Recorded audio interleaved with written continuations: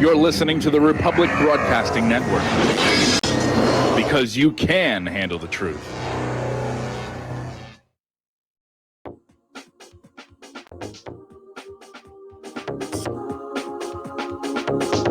What Really Happened with your host, Mike Rivero. The history the government hopes you never learn. Here is your host, Michael Rivero. And aloha, America. Welcome back to our show here. It is Monday, April 6th, 2020, start of a brand new week here. And I understand the YouTube video isn't working. We're going to be working on trying to get that all taken care of during the next commercial break here. So anyway, we've got a lot to talk about today. The phone lines are open, 800-313-9443. That's 800-313-9443. Mike is in our control room, twiddling the dials, keeping us out of trouble. Ready to answer the phone, put you on the air with your comments, questions, observations, and opinions. So let's get right on into it. Now, okay, apparently YouTube is live. Okay, well, we've got some technical gremlins we got to deal with here.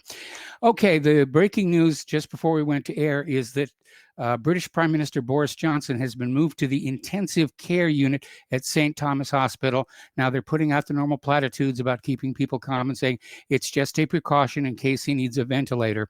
But I would say that this gentleman is very, very ill indeed. And he's the first world leader to catch the coronavirus. So we'll see what happens with him. And I imagine probably a lot of other world leaders are all of a sudden waking up to the realization that they're just being a world leader doesn't mean that these things can't come after you here. All right, getting into the non-coronavirus news here. We have been watching Joe Biden deteriorate on TV over the last few months, and the deterioration is very obvious.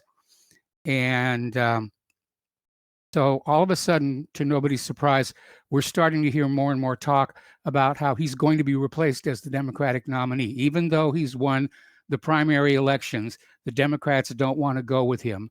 And the big question is, who are they going to put forward at the Democratic National Convention, if they even have a Democratic National Convention? Because there's talk about canceling that one as well. And just having the Democratic leadership get together and say, we decided we want to run this person. Now, they were talking about Andrew Cuomo as possibly being a candidate for president. Andrew Cuomo said he's not interested. And of course, unfortunately, that leaves Hillary Clinton. And I'll tell you right now, she's going to make a play for it. She is going to try and hijack the nomination and run against Trump. And this time the cheating will be twice as bad, because she just wants that Oval Office. You know, when Bill Clinton was president and he was out of town, she would use the Oval Office for her own work. Just walk right on in there and sit down at that Resolute desk. So we know where her mind is on that. So they're talking about how the DNC will replace Joe Biden as their nominee. And I imagine that Joe is not going to be wanting to go. According to Dennis Miller, Joe will not debate Donald Trump, which is smart for Biden, because Biden will be eaten alive. Absolutely eaten alive. Okay, pardon me here. Getting into international news here. Several Iraqi factions have issued a statement on Saturday in which they vowed to target the U.S. forces until they fully withdraw from Iraq. According to the statement, 8 Iraqi factions, including Asaib al-Haq, Liwa Imam, Ali, and Harakat al-Nujaba movement, vowed to attack the U.S. forces in Iraq while also condemning the newly appointed Prime Minister Adnan al-Zurfi. The factions called on parliamentarians to get Zurfi to apologize and back down in order to thwart the alleged conspiracy. Meanwhile, rockets have hit site of foreign oil firms and state-run companies in Iraq's Basra. So this is getting serious. How long ago was it that we first invaded Iraq and just put the place into the pits? Operation Desert Storm. And the place has been a mess ever since then. Anyway, apparently Reuters earlier today reported that missiles hit near sites of foreign and state-run oil companies in Basra. No casualties reported so far. According to the police, the missiles were Katyushas, launched at around 3 a.m. local time and hit the Burjazia residential and operations headquarters west of Basra. And apparently rockets also hit near the U.S.-based Halliburton Company site. So Yemen is shattered and the U.S. helped the Saudis break it. Now, this story was triggered by the fact that Houthi irregulars captured the province of Al Jauf, and Saudi Arabia is now offering a ceasefire. Remember, when this first started 5 years ago, this was supposed to be quick and simple. Over in a few weeks, the mighty Saudis will go on in there and they will conquer Yemen. Didn't work out. And the reason for that is very simple and should be taken into account for any military planning. When you're invading another country, your soldiers may be all fired up on patriotism or promise of reward, but they're there basically for the paycheck and because they're compelled to be there. The people who are defending their homeland are defending their homeland. They're fighting for homes and family and friends that they can see right there with their eyes, and it's a powerful, powerful motivator. So 5 years it's been going on. They're dealing with cholera, 130,000 dead, million people suffering from cholera, 20 million Yemenis facing food insecurity, 16 million regularly hungry, 10 million at risk of famine. What a mess we've made of that place.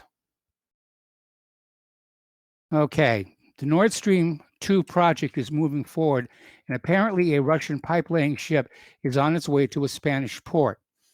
And apparently in December of last year, Russian Energy Minister Alexander Novak said the use of the vessel Akademik Chersky remains one of several options to wrap up the Nord Stream 2 project, but it will take time to prepare the ship to implement the mission. Now, the Gazprom-owned pipe-laying vessel is currently on her way to the Spanish port of La Palmas. And according to them, the ship, which left the Russian port of Nakota on the 10th of February, is due to reach its destination on the 18th of this month. Now, of course, there's more to oil and gas than the buying and selling of oil and gas. Where those pipelines go is of strategic importance, because there's, first of all, the fees to cross that land, you know, the pipeline fees themselves, and there's also the political dimension. While Russian gas had to go through Ukraine to reach Europe, then it put Ukraine in a very, very good position. Ukraine was basically siphoning gas and oil out of the pipelines and not paying for it. And they owe Russia technically a huge amount of money. And Russia restrained itself from turning the valve off because that would have crippled Europe. But once the Nord Stream 2 is completed, Europe will get its oil and gas directly through that pipeline, and they can shut off Ukraine, which the United States does not want to see happen, which is why they've been arguing against this pipeline every step of the way. Okay, the real hot spot right now, and we're not seeing any of this on the corporate media, has to do with Venezuela. The U.S. Navy is expanding their presence near Venezuela, and this is right after they put up a $15 million bounty on the head of President Maduro. And apparently there's a lot of Navy ships parked off the Venezuelan coast right now. And this follows on with accusing, or indicting, if you will, Maduro and his top people for narco-terrorism, which I'm not exactly sure what they mean by that. But it was exactly the same charge they leveled against Manuel Noriega before the invasion of Panama. And I guess Maduro is thinking exactly the same thing as well, because he's ordered the mobilization of artillery units. Send them to the coast there. Now, Maduro has addressed the leaders of governments across the world to request their assistance amid U.S. attempts to arrest him over accusations of drug trafficking, which he slammed as false and not based on any evidence. And of course, the U.S. position is, we don't need any evidence. We know, we looked in our crystal ball, and we saw you rolling up joints and handing them out to kindergartners at the local school. So Maduro has ordered the mobilization of artillery pieces in the country's strategic areas in order to protect the security of ordinary Venezuelans. And he denounced the existence of groups financed from Colombia and the U.S., which seek to undermine the stability of Venezuela. All righty, let's get on into the economic news. It was a good day on the Dow. closed at like 1,300 up. And the Federal Reserve balance sheet has increased to a record $5.86 trillion. That is a lot of money that is owed. So in the 3 weeks since the Fed's effort to limit the economic damage from the outbreak, they're still blaming the outbreak. They're still refusing to acknowledge the economy was already in trouble before coronavirus came along.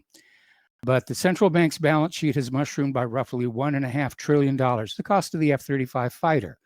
It is now the equivalent of a quarter or more the size of the U.S. economy before the crisis struck, and it will certainly grow larger in the weeks ahead as the Fed keeps piling on assets and the economy likely shrinks. They're just shoving the money out the door. It's helicopter money is what they're doing. They're dropping it all over Wall Street, and Wall Street is using it to buy back stocks or buy other people's stocks, and that's the reason the market is up.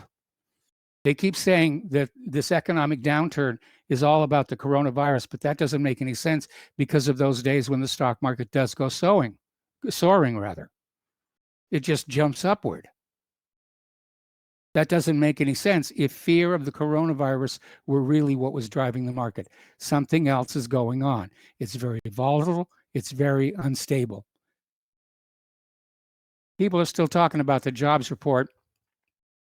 And the jobs report showed that more than 701,000 U.S. jobs were lost amid the coronavirus pandemic. And this number is based on a report that came out 2 weeks ago before we had those nearly 10 million people filing for unemployment. So we're getting down into the government actually admitting that we're in Depression era unemployment. Nasty, nasty stuff here. Now, Dr. Fauci is out there saying 10 million job losses is inconvenient, which it's easy for him to say because he's got a job, he's working, and probably so are all of his friends. But he says, we just have to do it. Well, I don't know about we, Dr. Fauci. You know, we're going to have to deal with it. We, the ordinary American people who don't have these big, cushy government jobs. We're the ones who deal with it, and it's more than inconvenient. People are out there on the edge of losing their businesses, losing their homes, losing everything they've spent their life trying to build up. And we're supposed to feel sorry for celebrities, you know, staying at home in their multi-million-dollar mansions or on their multi-million-dollar yachts and saying, you just don't understand our pain. Actually, we don't care. You're just a celebrity. The Asian Development Bank is estimating that the worst pandemic in the century will wipe out more than $4 trillion from the global economy. This is coming from its annual report. And according to the gloomiest rented lips scenario presented by the bank, the impact of the worst pandemic will be as high as 4.8% of the global gross domestic product. However, even this forecast could turn out to be worse, given the impact of the outbreak on global supply chains and how long it will take to contain the virus. All right, we're going to go ahead and take a phone call from Al in Canada. Aloha, Al. Welcome to the show. What's on your mind? Hi, Mike. You just mentioned helicopter cash coming from the Fed. You know, it doesn't take long to crash an economy, but it takes a long time to build it back up. Yes. This could be a Japan type of thing, not only for the United States, but for a lot of the Western countries, where the central bank basically owns the whole economy. That's scary. Yes. Or no, I don't want a private central bank owning the entire economy. No, or there could be something behind it all, which would be ushering in the world's reserve currency, being as all these countries are now officially bankrupted. Right? Yeah, but it's going to be the same scam all over again. It's going to be a currency that is created out of thin air and then loaned at interest to the masses. Yes. I suspect that within about a month or two, most pensions, not only in the United States, but in Canada and probably all around the world, will be basically underwater. Yes. CPP is obviously going to be underwater in Canada. public pensions will be underwater. A lot of them already are in the United States. Your Social Security is nothing but a bunch of IOUs. It's not good. This is like really, really, really bad. Yes. I mean, I don't know about you, Mike, but this what's happening with this coronavirus doesn't scare me. It's what it's doing, which is basically giving the government and media a lot of power to cause a lot of fear and panic. And then, of course, when people get scared and they panic, they do stupid things like buy 100 rolls of toilet paper for no reason. Yes. And then they, and I mean, at what point are we going to start seeing violence spill over into the streets? And then, of course, I know they're trying to keep the food production up. But what if they can't? It'll a whole lot messier. Well, I know that here Not in good. the United States, because demand has dropped, dairy farmers are literally having to pour milk down the drain because the cows don't stop producing. It's not like you can tell the cows take a 2-week break here. And what really bothers me is why can't they get that milk to the food banks? Yeah, that's a good question. I'd love to hear the answer. And of course, there is no answer. It's No, cheaper there just isn't. to pour it down the drains. Isn't it, Mike? Yeah, well, it would be nice if some charitable individual or organization would pay for the tanker trucks, to take that milk and take it to the food banks, because the food banks, they're going like gangbusters right now, and they're going to start running out of basic supplies. Yeah. Well, there's 100 or 200 or so, billionaires that have more than 10 or 15, 20 billion dollars. I mean, they could do their part and gladly chip in, a few million here and there, but they won't. And that's the way it is. I don't know, Mike, but I've never been for this, but I think now's a good time for governments to really start looking at these rich people and taking it. Well, the problem is most politicians would sell their own mother for $1, and the rich people have got more of the dollars than we do. They're not hurting. Nope. Basically, all of the crashing that's happened has taken dollars out of our pockets and put them right into the rich people. Guys, like Warren Buffett, who's going to get a huge bailout with a lot of his businesses. He owns some stocks and airlines and whatnot. He's going to get bailed right out. Yep. And Jeff Bezos, I mean, he might be worth $150 billion by this time next year because of Amazon. I mean, this is crazy. I never thought I'd ever see anything like this in my whole life, but obviously I was wrong. So those are that's my 2 cents. Oh, just quickly, apparently Iceland has done coronavirus testing and say 50% of the cases have no symptoms. Yes. And the first tiger has tested positive for coronavirus. Yes. It's crazy. You go to Tweaktown and read that news too? Well, no, people send that stuff to me, but I mean, the significance of the tiger is that humans can now give coronavirus to their pets, and the pets can then pass it on. Yep. That's and then who knows where it's going to go from there. Amazing. Yes. I appreciate your time, Mike. I'll be listening to the rest of your show. You have a good one. All right. Thanks an awful lot here. And we've got some more callers on the line, but I'm going to take them after the commercial break that's about to come up here in 30 seconds. All right. We are officially at a 9.5% unemployment rate. Now, long-term listeners to the show understand that that really isn't an accurate representation of how many people are actually working or not working because of the way the government fudges the books by taking people who've been, the term is chronically unemployable, and putting them in a separate category that doesn't get brought into the calculation for unemployment. All right, we're going to take a break here for commercials. We've got other callers waiting on the line, and we will be right back.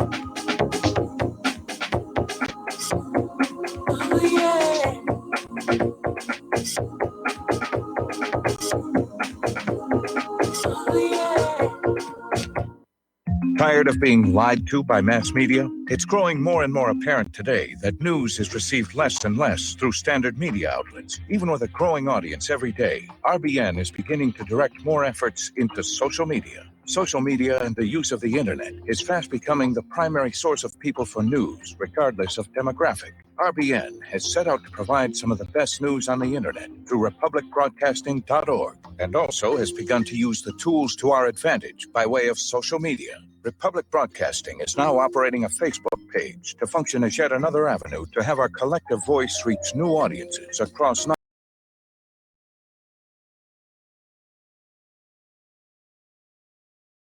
listen to our broadcast. Get involved by visiting facebook.com/Republic Broadcasting and liking our page and share it with your friends and family, because you can handle the truth. Folks, we're living in a world the likes of which we've never perceived any clearer than we do now. The plan for global governance has been in the works for generations and would have likely been achieved by now, but for the fact that the globalists left open their Achilles heel. With all their tools, Federal Reserve System, fiat currency, no child left behind, and then Common Core education introduced to our schools to dumb us down, vaccines, pharmaceuticals to lobotomize us, GMO foods, insertion of compromised or bought and paid for politicians, judges, mainstream media propaganda, all pieced together like a puzzle designed to ultimately bring the world under submission. But with all their strategy, they forgot one thing: knowledge. And knowledge is power. With knowledge, their bombardment is nullified. Folks, with that, as brilliant and knowledgeable as you've become, among the wisest audience of any radio audience in the world, and you are, I want you to take a moment to reflect and ask yourself, how much of that knowledge did I obtain from Republic Broadcasting Network? How high has my consciousness been raised since I've been a listener? How fast am I now able to discriminate truth from fake news by being a Republic Broadcasting listener? How clear am I now able to see the world since I've been listening to RBN? Ask yourselves those questions, folks. Then ask yourself, what is that knowledge worth to me? Like my morning coffee, how would I survive without it?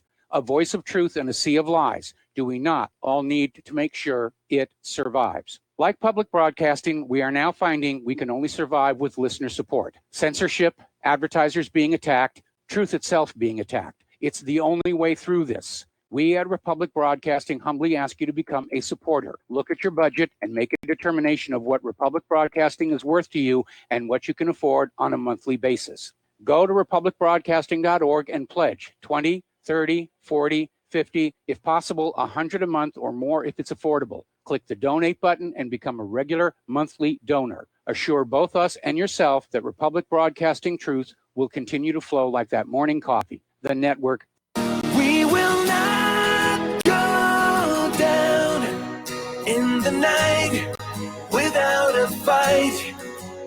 You can burn up our mosques and our homes and our schools, but our spirit will never die. We will not go down in Gaza tonight. Women and children alike. And aloha, America. Welcome back to our show here. And a reminder that Republic Broadcasting is holding a fundraising drive. And I know it's tiresome for you to hear this over and over again, that we need your financial help. And it's tiring for us to have to ask, because we know that you're all struggling with this economy the way that we are as well. But we do need to ask, because it's essential that we stay on the air. So thanks to everybody who's already donated.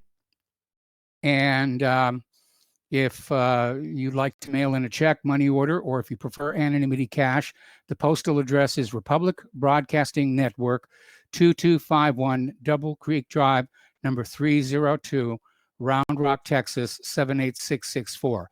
The phone number where you can make a credit or debit card donation is 800-724-2719, extension 3. The network thanks you. All right, we're going to go back to the phones now to Mark in North Carolina. Aloha, Mark. Welcome to the show. What's on your mind? Hello, Mike. Mike,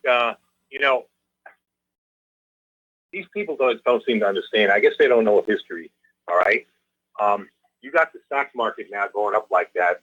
That means these monsters, these oligarchs are making all the money, and mainstream America losing their jobs, okay? This is not acceptable, and this won't be tolerated. What do you think causes communist revolution? What do you think caused 1917 in Russia? What do you think caused the French Revolution?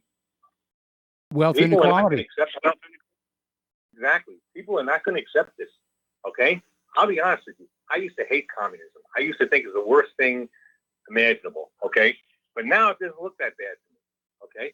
Because especially when I look into Cuba today, or even Venezuela, of course they're trying everything they can to overthrow Maduro, who I think is a hero. And one of the reasons I think they hate the man so much is because Venezuela actually made socialism work up until the time the sanctions destroyed their economy. This has got to, people got to understand something. People are not going to tolerate this. This is unacceptable. When Wall Street is now having a field day at our expense, and all what this money should be spent instead on Americans out of work to make sure they got a good income still coming in, while this is going to, and small businesses too. They should also be taking care of small businesses, not these big corporations. It's just not right, man. 2008. What happened in 2008? Somebody like Bloomberg actually more than doubled his wealth after 2008, and yet these people caused the 2008 problem in the first place. Just like in a lot of ways, they're causing this problem. I'll be honest with you. I don't know what's right. I don't know. I hope that somehow Bernie Sanders can still win this. Okay. I don't have a lot of faith in Sanders, but I have more faith in Sanders than I do in either Trump or Biden. Okay. At least I know Sanders would do one thing. He would not let this happen. He would make Wall Street pay for this. Okay. He would take it out of their hide. Somebody needs to do that. Disgusted with Tulsi Gabbard, what she did. I mean, she showed me right off the bat. The minute she went and said she supports Biden, she showed me she's a fraud. Yeah, I loved her. I really think she was the greatest thing, but I was wrong. Okay? A hypocrite like the rest of them. But Sanders pretty much at least stands his ground as far as economic issues. I don't like him on foreign policy. I think he caves in too much. But at the same time, I don't think he would do what Trump is doing now and Pompeo are doing now, for instance, with Venezuela. Okay, trying to intimidate Venezuela. Can you imagine? That's another thing. They got us into a war. Do they really think the people are going to back this up this time? Are they crazy? All right. You look at that Navy guy, that captain there. yes. He's a hero, and people stood up, including his own soldiers. I'm looking for the soldiers to mutiny pretty soon. The soldiers and sailors, the military to start mutinying. Okay, they're not going to take this either. They're not going to continue to be used like prostitutes by the oligarch pimps. It's not going to happen. Okay, I was in the military already. All right, I know people who were either in or just got out recently. Nobody's going to put up with this stuff. Okay, the military is made for the most part up of working people. Okay, people from working class families. Okay, working class and poor families, not of the oligarchs. And Trump, to insult this man, disgusting. This man who dodged the draft in the Vietnam War, and now he's all Mr. Warhawk, Mr. Neocon. No, Mike, this is unacceptable. This is totally unacceptable. They are pushing this country to the brink. And if they wind up getting communism here, whose fault is it? Okay? If you start seeing, a French Revolution type, and you start seeing heads literally roll in the street from the guillotines or whatever else, all right? Whose fault would it be? Yes, Their own fault. I agree. Greedy pigs. They did this to us. And now we're paying for it. Okay, well, Mark, I'm going to have to let you go. We got to take another break for commercials. We'll be back with another phone call after these few words.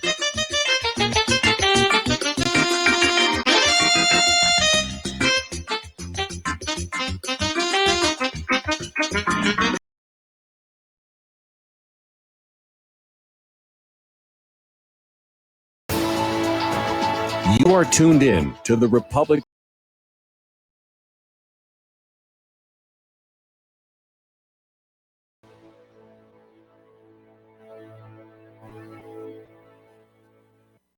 Homeowners, are you in foreclosure, expecting to be served with a foreclosure lawsuit, or suspect your lender has coerced you into an illegal mortgage transaction? A huge number of mortgages made in the last 10 years have legal issues and are possibly defective. State laws and the U.S. Supreme Court have upheld that defective mortgage documents are grounds for foreclosure defense and for counterclaims in favor of the homeowner. If your mortgage has been sold or assigned since closing the loan, it may be defective and you may be paying the wrong party, and the lender may not have standing or the right to foreclose or collect payments under the law. If you would like to know if your mortgage is legal or not, or know if you are paying the right party, we can help. Our initial consultations are free of charge. We are not attorneys. We are legal researchers and work closely with experienced lawyers who know how to help you find the evidence to help you keep your home. Call toll free 1-855-2-KEEP-IT. That's 1-855-2-KEEP-IT today. How healthy are your arteries? Deteriorating circulation has a number of early warning signs. High cholesterol, high blood pressure, fingers and or toes often go cold, arms and or legs often go to sleep, sharp diagonal crease in the earlobe, short walks cause cramping or pains in legs, memory is not as good as it used to be, ankles swell late in the day, chest pain after physical exercise or emotional stress. If you experience even one of these symptoms, your circulatory system is crying out for attention. Extendivite is a natural solution to help improve your overall health. Extendivite is not your average heart tonic. To order, call 1-877-928-8822 or visit heartdrop.com or find us on Amazon. Extend your life with Extendivite. How would you like to earn an extra $10,000 or more a month from the comfort of your home? We show you how to win with a home-based business opportunity. This could be one of the best financial decisions you ever make. Work from home, full-time or part-time. Plus, you'll never have to talk to anyone. Our professional sales team closes all your sales for you, and you keep 70% of all the sales made. You could be earning money while you're sleeping, shopping, working out, wherever you are, day or night. Our system goes to work for you. You can make a great income without any special computer skills or sales training. Plus, you get paid fast, within just 24 to 48 hours after our professional sales team closes a sale for you. Let us help you eliminate your financial concerns. You could be earning enough money to pay off debt, buy a house, a car, or whatever the case may be. We've got you covered. If you'd like to add an extra $10,000 or more a month to your portfolio, and you would like to know exactly what we're doing and how we're doing it, go now to www.getstartedwithus.com. That's www.getstartedwithus.com. Again, that's www.getstartedwithus.com. What this country is coming to, I sure would like to know. If they don't do something by and by, the rich will live and the poor will die. Doggone, the panic is on. Can't get no way, can't draw no pay. Unemployment getting worse every. And aloha, America. Welcome back to our show here. We're going to take a phone call now from Peter in Los Angeles. Aloha, Peter. Welcome to the show. What's on your mind? Well, Mike, I'm as far out of my house as I can be. I'm sitting on the front step and afraid to go any further. But listen, why I'm calling it has elements of everybody who's called in so far. But the first thing I want to point out is the things that have been going on Wall Street. As has been pointed out earlier, the entire ownership of every public held company in the United States is now being gobbled up by the Federal Reserve and by the billionaires. But the Federal Reserve, of course, can print its own money, and they're doing most of it. Second thing is, there was an article that I sent you, and there's also a very good video done on this at No More News, KNOW, nomorenews.com, or .org, excuse me, by Adam Green on BlackRock, the largest, I think they have like $7 trillion in assets, money management firm that is now basically taken over all the bonds. They're buying bonds at $1 million a second. Did you see that? I saw that, They're yes. buying a bond at $1 million a second. But they're taking over. By the way, they're a Rothschild.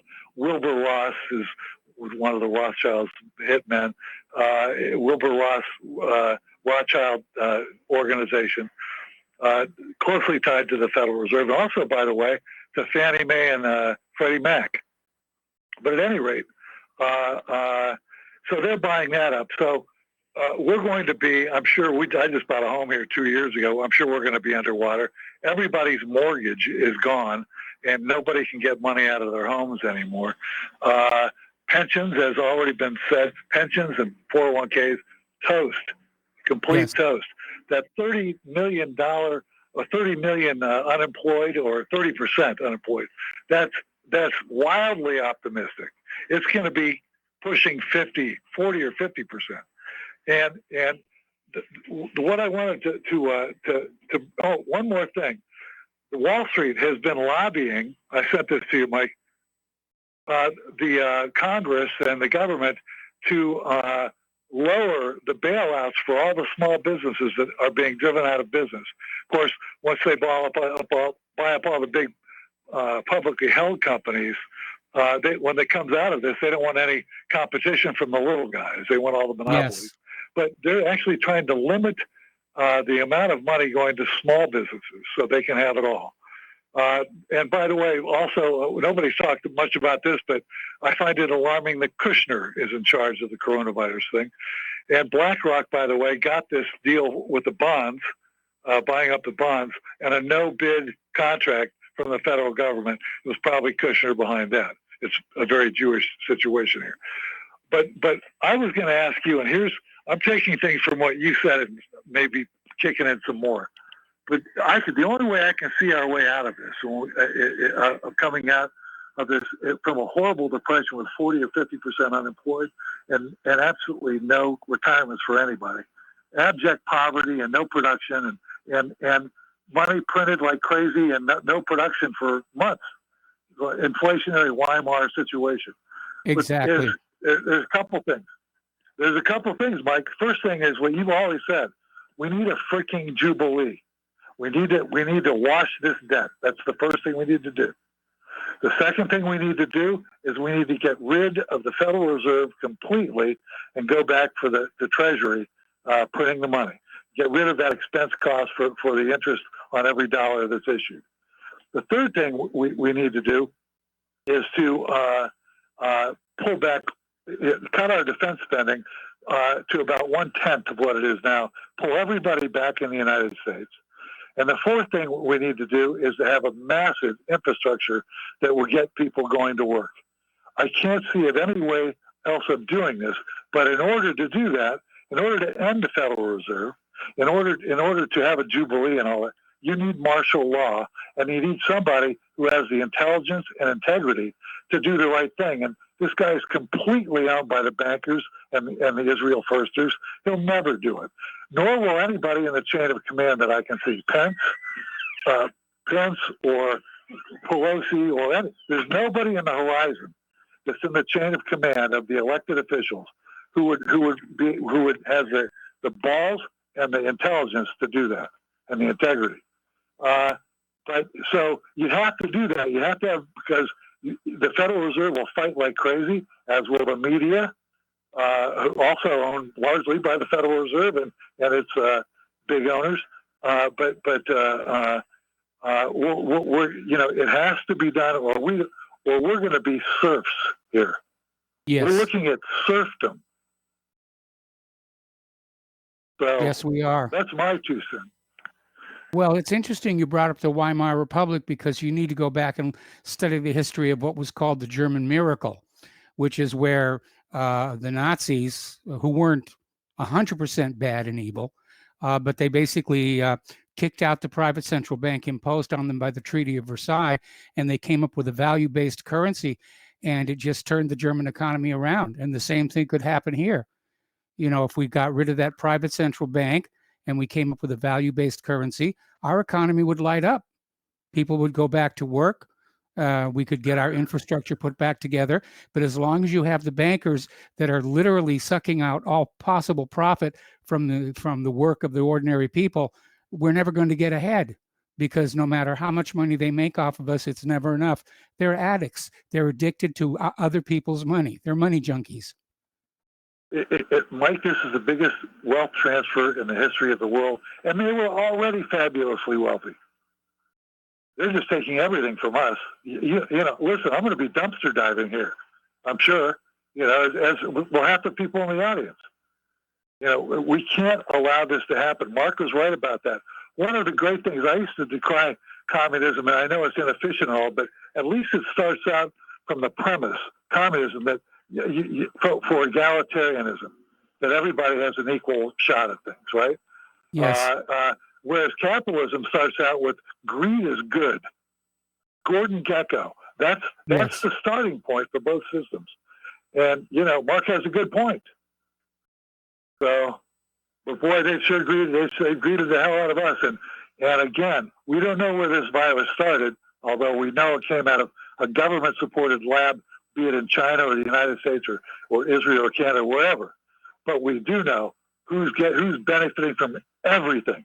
The only people benefiting from this are the bankers. Yes. So,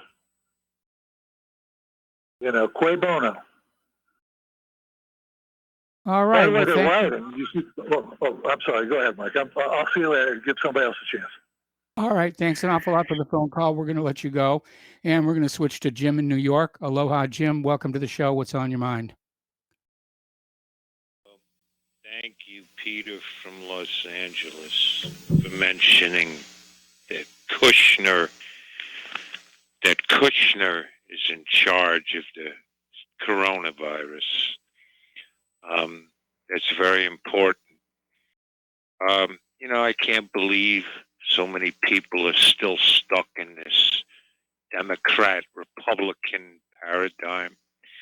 They're so blinded by the personality contest.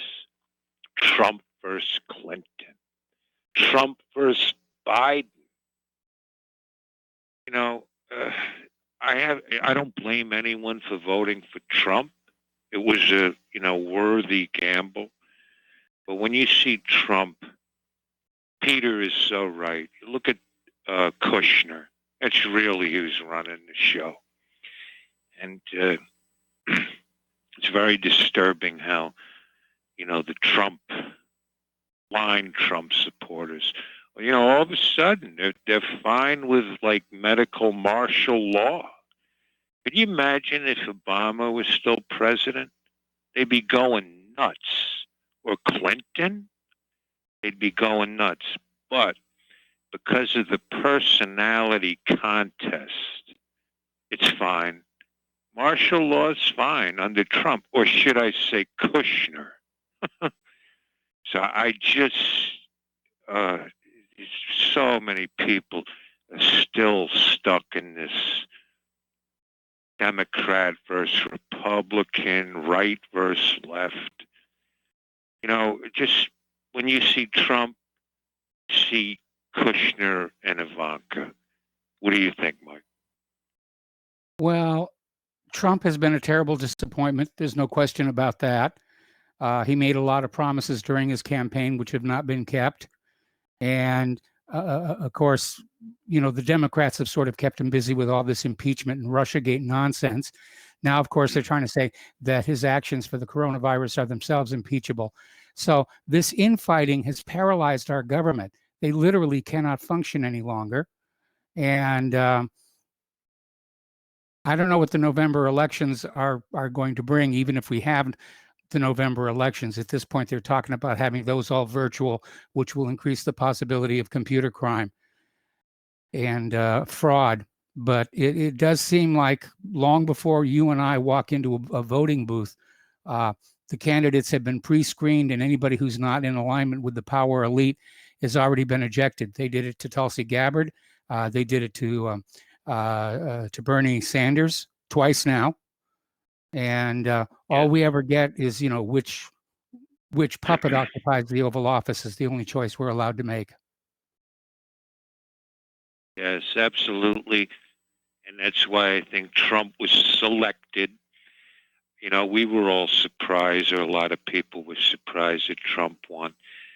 but was it a surprise? Was it, I sensed that Trump was selected, and it was to put middle America, or as Nixon called them, the great silent majority. Do you remember that? I remember that. And, but no, I think Hillary was selected. And I think one of the reasons there was so much upset about Donald Trump's victory and followed by, we got to get rid of him and we've got to impeach him, we got to get him out of there, is the American people had actually once made a decision about the president and it didn't go along with the program. And I think that's why everybody panicked when Trump won, because he was an outsider and they weren't sure that he could be relied on. But they've got him to heel now. They've got a good leash on him. And, now he's got this coronavirus thing to deal with. And, his biggest task right now is to make it look like he's doing something. Well, I respectfully disagree. I think Trump was the selected one. And, it's to put people to sleep, go back to sleep. Trump's president. Trump, he's like P.T. Barnum. He's entertaining. He's funny.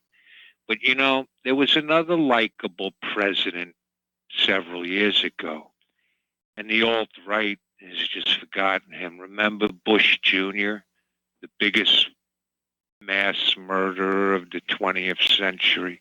See, that's the problem. You get a likable puppet, and that makes it easier for middle America, or as Nixon called the great silent majority, to just go along with it. That's what I fear with Trump. I think at the Trump, people are asleep. They love martial law. Middle America, they love martial law as long as it's under Trump. And it's not that. I disagree. Hillary. I have to disagree. I think any kind of martial law is going to be viewed as a bad thing by Americans, regardless of who it's under. I don't see that. I see a lot of the middle America Trump supporters, they're fine with it. And it wouldn't sell under Obama or Hillary. But since, again, the right-left paradigm, they're blinded by that. And they see the likable puppet who can be, again, like W. Bush, more dangerous than the overtly evil person like Hillary. So I think people have to have the same vigilance as they would with Trump and not be put to sleep. Whenever you see Trump, remember, that could be Kushner running the show behind the scenes. And on that note, thanks for taking my call, Mike, and have a great day. Well, thank you very much. We're going to let you go and switch over to Miles in Maine. Hello, Miles. Welcome to the show. What's on your mind? Hey, good afternoon, Michael. With regards to the last caller,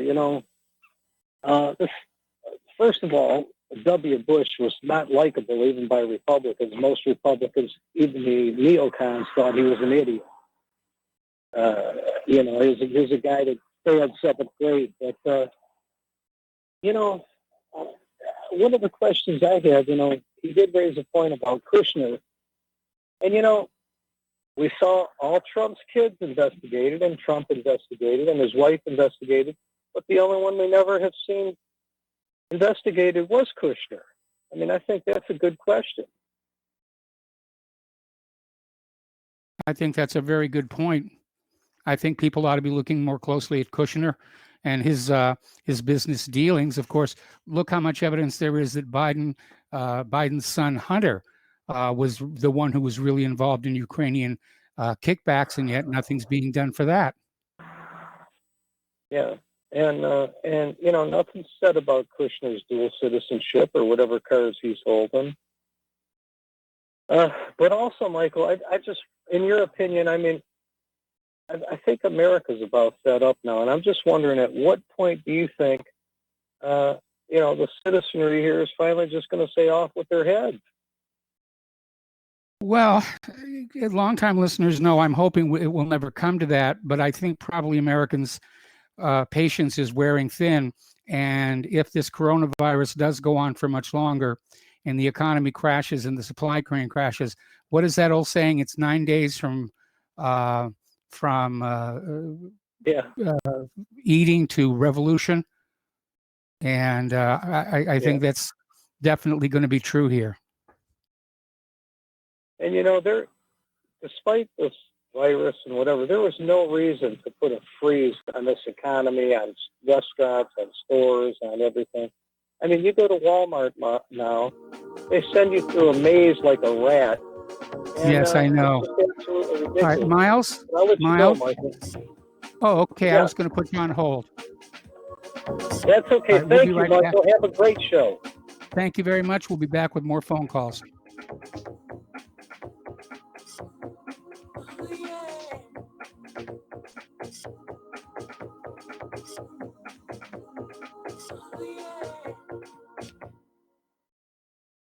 What would you say if I told you we have a new tool that will increase production and lower maintenance costs for your meat processing company? And it would pay for itself in just 6 weeks. When pigs fly! The new Ease Off Model Easy 4 replaces old spring-style carcass droppers and is faster, safer, and more reliable. The Ease Off lowers or lifts 1,000 pounds to or from your rail automatically using our remote control. Sounds expensive. Can I afford it? Can you afford not to try the Ease Off? It installs fast with just 3 bolts in place of your current dropper. The effortless operation will reduce fatigue and injuries, speed up your line, eliminate downtime, and increase profit. How can I order my Ease Off? Go to easeoff.com, EAZEOFF.com, and hurry because we are offering $200 off on the new Easy 4 for a limited time. Easeoff.com. We make pigs fly. Cows too. Ease Off LLC, Summersville, Missouri, 417-932-6419. Corporate media dominates the American opinion. Finding independent voices that counter this avalanche is becoming increasingly difficult. With the endless corruption running rampant throughout our government, independent voices are needed more than ever to battle the offensive against our freedoms and liberties. As a listener of RBN, no one understands this concept better than you. Now it's up to you to do your part. The time has come for you to take action and begin broadcasting the truth to hundreds or thousands of people every month. Sound impossible? Quite the contrary. With pointed slogans from LibertyStickers.com, you can reach countless sleeping Americans unaware that they live in a real-life wonderland. LibertyStickers.com has a huge inventory of political bumper stickers and messages that reflect the truth about our government, our politicians, and the future of America. With so many in stock, there's one perfect for you. Visit us today at LibertyStickers.com. Again, that's LibertyStickers.com. Do your part. Your voice is important. Let it be heard. Many people write us about their experience with Extendivite. Allow me to read you some from Amazon.com. This product is superb. I have been taking it for about a year now, and I can feel my cardiovascular system run like a Swiss watch. I definitely recommend this product for anyone that has high cholesterol, high blood pressure, and heart palpitations, A+. It's potent, but it works. I have been waking up for the past 3 years with numb hands, and a week into using Extendivite, my numb hands seem to have cleared up. My circulation was off, and now it's back on track. So I'm happy. I feel so energized, and I have my husband on it now. My mother-in-law has cholesterol problems, so I bought her a bottle as well. Thank you so much. Love the product. Tell us your story. Get Extendivite today. Call 1-877-928-8822 or visit heartdrop.com. Extend your life with Extendovite. Some are maxed out all their credit cards. Some are working 2 jobs and living in cars. Minimum wage won't pay for a roof, won't pay for a drink. If you gotta have proof, just try it yourself, Mr. CEO. See how far $5.15 an hour will go. Take a part-time job at one of your stores. I bet you can't make it here anymore. And aloha, America. Welcome back to our show. We're going to go back to the phones to Dustin in New Jersey. Aloha, Dustin, or hello, Dustin. What's on your mind today? Yeah, Mike, did you watch Trump Saturday, the coronavirus briefing? It's comedy. Yeah, I mean, I cringe I can't watch that crap anymore. Like I cringe. He must have mentioned lupus like 6 or 7 times. Oh, I think I'm going to take it. I mean, he's like the. Hey, Mike, how come Boris Johnson ain't taking hydrochloroquine? Hydroxychloroquine, I don't know if he is or is not. Because isn't that what's the drug that causes like retina damage? Is that it? No, it's the antibiotic that goes with it. The blanking on the name, erythromycin, I think. Erythromycin. Yeah, that's azithromycin. Sorry. Yeah, isn't that crazy though? The good news is you're cured of the coronavirus. The bad news is you're blind. What's the trade-off there? Well, yeah, there's always a trade-off. You can't mess around with your biochemistry. I mean, one of the problems I'm dealing with right now, and you can see it on the camera, one of the medications I'm on for my PMR is just causing me to put on tremendous amounts of weight, and I'm feeling constantly hungry, and I'm trying very hard not to snack all the time. So, all that weight that I lost before, it's coming back on, and I'm very unhappy about that. Mike, you look good. Hey, what's that on your bookshelf? Is that a Thrustmaster flight stick and throttle? Yeah, it's the Cytocon, but yes, those are my flight controllers for my flight simulator. I don't play computer games other than flight simulators. But all right, so getting back to the thing, yeah, like, did you see Trump? He said he's going to sue China because they're hoarding all the PPEs and stuff. I'm like, they're going to bring them to the international court. I thought they didn't like the international court. Well, they like it when the international court, does good things for them, and they don't like the international court when it does bad things for them. But apparently, Larry Klayman down at Freedom Watch, he's filed a lawsuit against China for crimes against humanity over the COVID-19, and apparently the International Criminal Court is processing his complaint right now. What about the sanctions against Iran, not to get medical equipment? China, they got sanctions on China, right? Russia, they got sanctions on Venezuela and Cuba. What about those crimes against humanity? What about the crimes against humanity with Iraq and Libya and Ukraine? My God, dude, all right, they should say, well, you know what? We'll up you. We're going to charge you with crimes against humanity against all these countries. We'd probably get fined for $50 trillion. We'll just print it, right? Got a printing press, right? Or just enter a couple digits in the computer, right? Yes. That's it nowadays, right? What a joke this whole thing is. Mike, I still go back to where that National Security Council report saying they knew about this in November and they didn't do anything. Maybe they didn't want to do anything. Mike, some of your listeners might be. I think this is a real virus, but I think it's been used by both sides. Can you hold me over? Yeah, I'm going to hold you over the station identification break, and we'll be right back with more in hour number 2.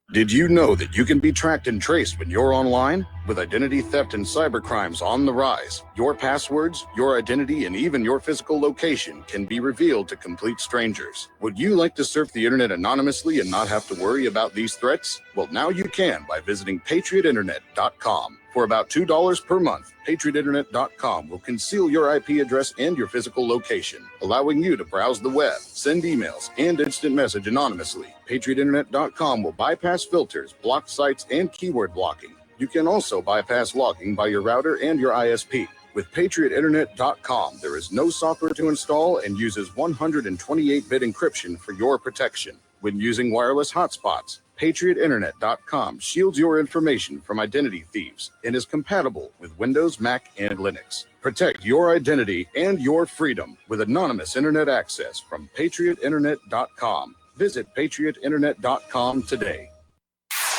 You're listening to Republic Broadcasting Network because you can handle the truth.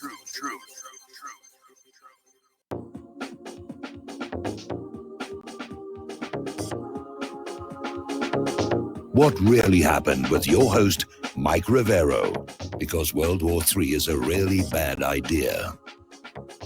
Here is your host, Michael Rivero. And aloha, America. Welcome back to our show. We're talking with Dustin in New Jersey. And Dustin, just kind of take it away. Yeah, Mike, I mean, if you think about it, they can use this virus to bash China, which they are. Yes. You know? And if you look, they all will come together to bash Russia. But they'll all come together to bash China. You know, but Italy's not taking the bait because China brought them equipment, right? They brought Russia brought them equipment. And we're not bringing anybody any equipment. The Russia brought us equipment. Because we ain't got no equipment to bring anybody else. Yeah, we don't have anything stockpiled, really. You know, we had very small, short supplies because all our stockpiles went off to war. You know, we put it into the war machine. See, that's the problem, Mike. People don't want to hear that. Okay? I'm going to lay it out to your listener. Your country's an empire. You got an oligarchy. I said it before. Your government chose to play empire and neglect us, the American people, and the country. Rotting infrastructure, no infrastructure, okay?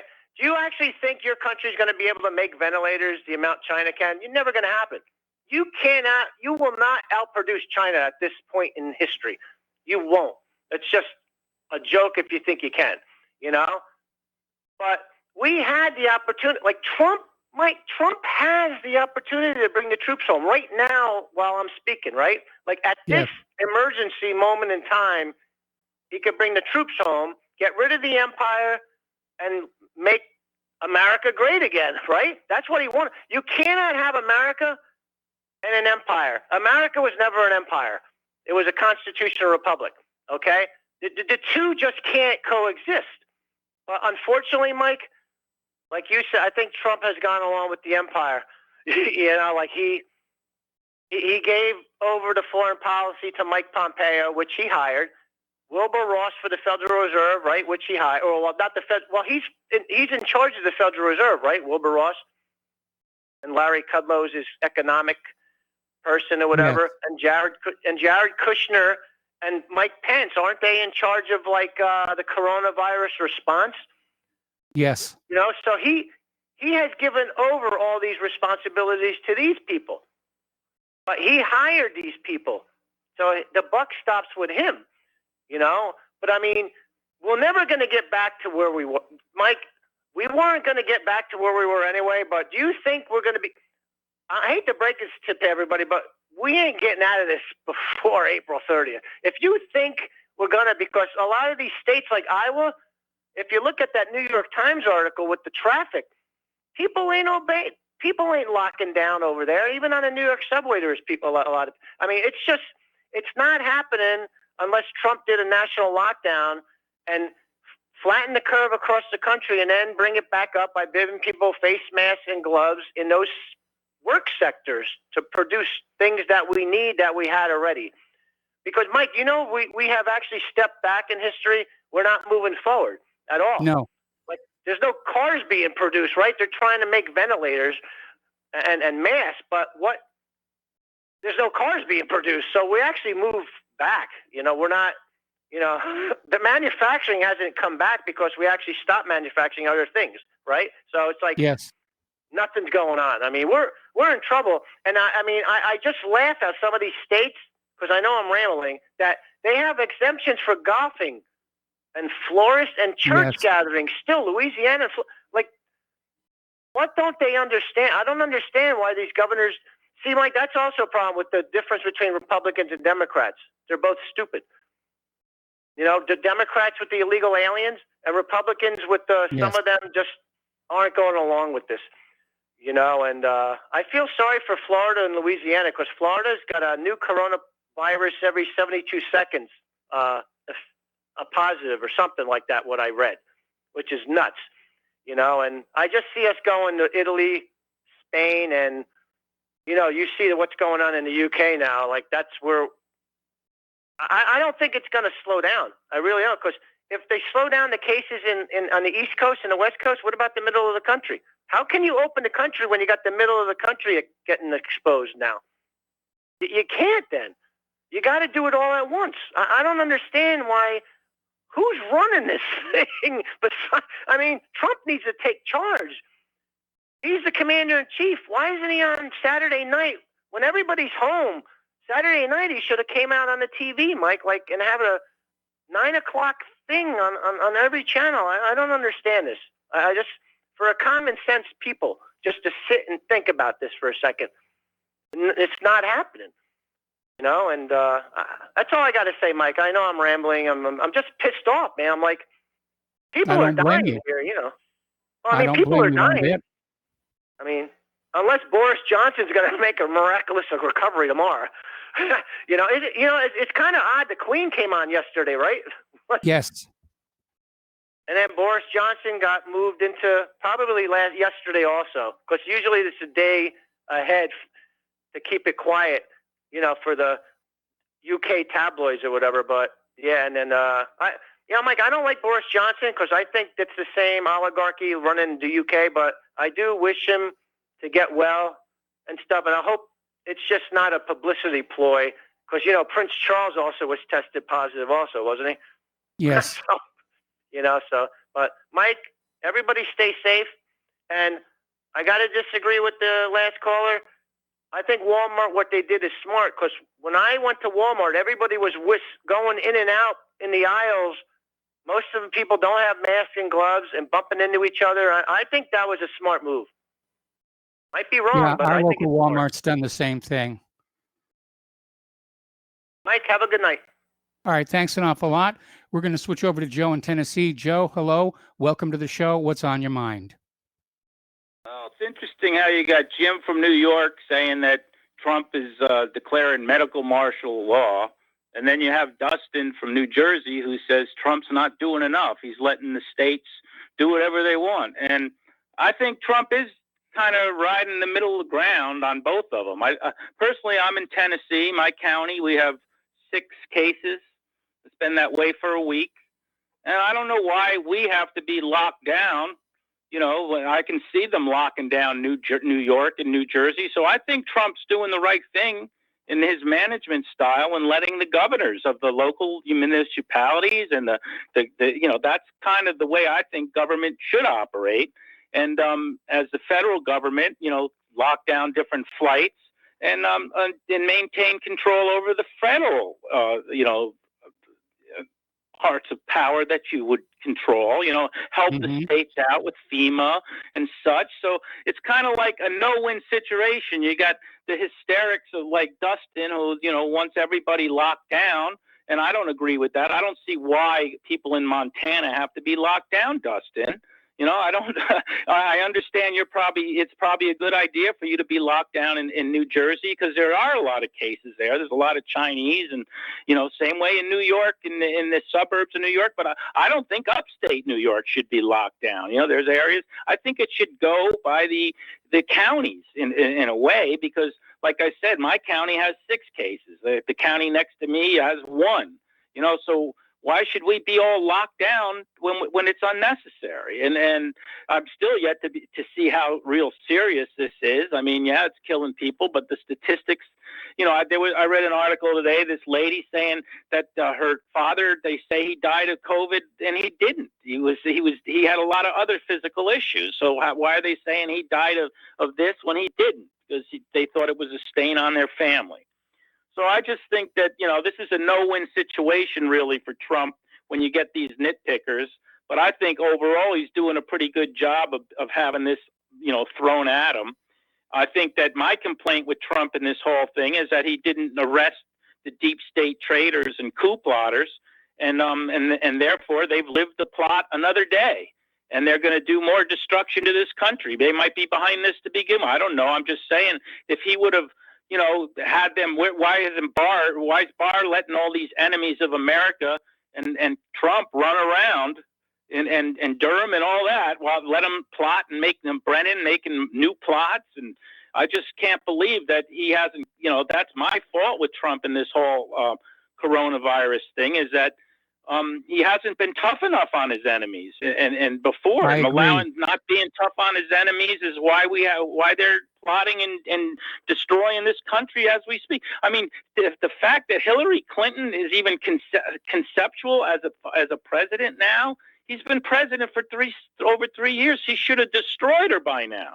And by the way, I was reading about that captain, that Crozier, the poser, I call him, and I wanted to comment. I called last Friday, and you got an email about it from a guy in the Navy, and he said because he was in the Navy, he's an expert. Well, I'm an honorably discharged naval officer as a lieutenant, and I assume that the Navy person who sent you that email was probably enlisted, because he doesn't understand anything about chain of command and how to act as an officer. Now, this man, a lot of you in particular also talk about Hillary Clinton with her unsecured email account. Well, this captain sent this letter on an unsecured email account to 20 to 30 people. This is a captain of an aircraft carrier. The other thing, the admiral, the task force sometimes they stay on different boats. Usually there's a cruiser with a command ship, but he was actually on that aircraft carrier, the admiral. Right down he could have walked 30 feet down the hall and talked to this admiral before sending this stupid letter off that basically violated operational security. Now, when you violate operational security... Hang on a second. Okay, Joe, let me ask you a couple of questions. First of all, the letter did go to his immediate supervisors in the chain of command, and he did CC some other people. But there was nothing in that letter that was classified. And that's the difference between him and Hillary's situation. Hillary was using an unsecured email server to send classified information.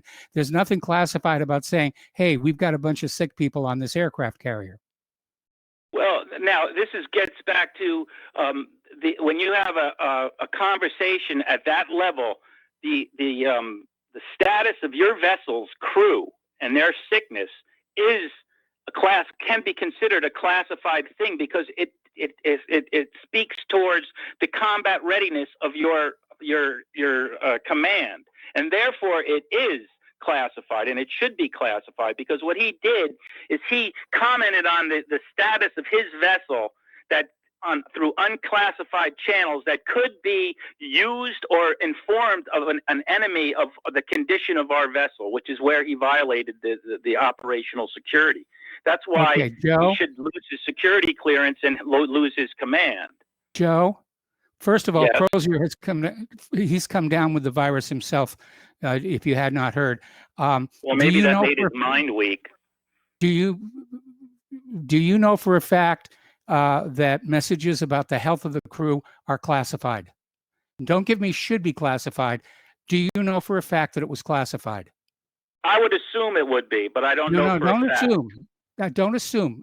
Well, I would say that it should be classified. Yeah, I mean, I don't know for a fact, but the guy lost his job. He was not court-martialed, but he was relieved of a command because they considered it a violation of the security code. That's why he lost his command, because he basically broke the chain of command, and he released information to the public. Hey, Joe. How did he break the chain of command if the first names on his email were the next superior officers in the chain of command? Because he broadened it. He took a letter that was supposed to be about his vessel to the admiral. If he would have just left it to the admiral, that's the chain of command. By sending it, well, it's like saying if you send an email to me and then send it to 30 other people, you're not supposed to do that. Yeah, but if you're my superior officer, then I've respected the chain of command. But you can't. No, you have to have your chain of command is individual to that man. If you're going to have a communication with an admiral, you're supposed to keep that between you and him. You're not supposed to let me ask you another hypothetical. Okay, let's say that I'm the captain and you're the admiral, and I'm concerned about sailors on my ship coming down ill. Don't you think I would CC a doctor, a naval medical officer? I have to read the letter and how it goes. I mean, I know that the guy's he violated chain of command by not going to the admiral. The way I read it, he didn't go to the admiral about this letter. He directed the letter. He directed the letter to the next officer on the chain of command. The chain of command was included. So he sent this letter to the admiral, and then he CC'd like 20 people beyond the admiral, is what you're saying. And somebody leaked it to the media.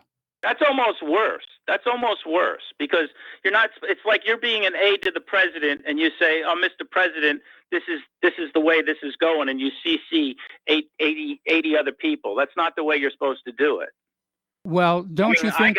When I got a chain of command, I'm chief engineer, and I have a second engineer come to me and tell me, "Oh, yeah." Joe, let me ask you another question, okay?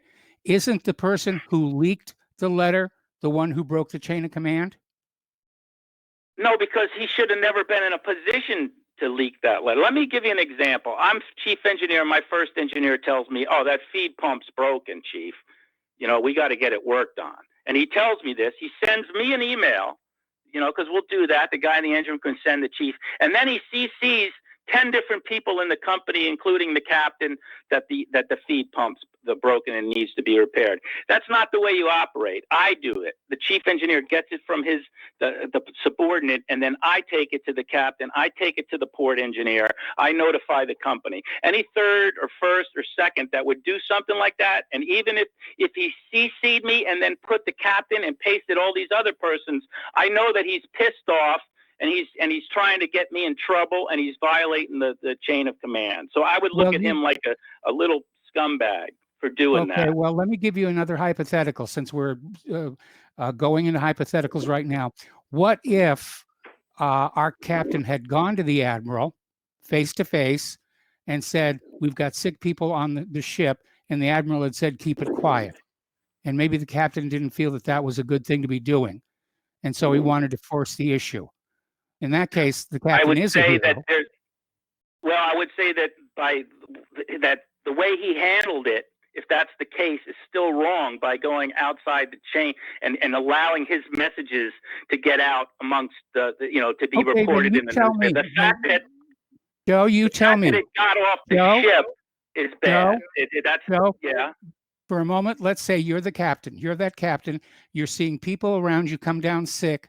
There's some kind of a rampant infection among your crew whom you are responsible for, and you've got it yourself.